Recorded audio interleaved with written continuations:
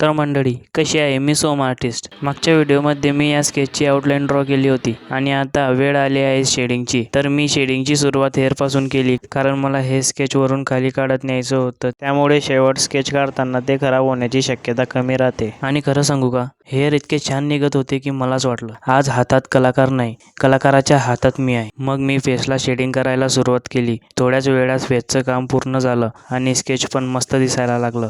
क्लायंटची एकच इच्छा होती, स्केच खूप सुंदर दिसायला पाहिजे. आता हे ऐकल्यावर माझ्यावर थोडा प्रेशर तर आलाच, कारण क्लायंटला स्केच आवडलं पाहिजे आणि माझ्याकडून चूकही व्हायला नको. म्हणून प्रत्येक शेडिंग अगदी विचार करून करत होता. हळूहळू स्केचचं काम पूर्ण होत गेलं आणि खरं सांगायचं तर स्केच पूर्ण झाल्यावर जो सॅटिस्फॅक्शन मिळतो ना, त्याला तोंडच नाही. जर तुम्हालाही या रक्षाबंधनला आपल्या ताईसाठी एक खास स्केच गिफ्ट करायचं असेल तर आताच बायोमध्ये दिलेल्या नंबरवर कॉन्टॅक्ट करा. आणि बोलता बोलता स्केच कंप्लीट झालं तर तुम्हाला हे स्केच कसं वाटलं ते कमेंटमध्ये नक्की सांगा.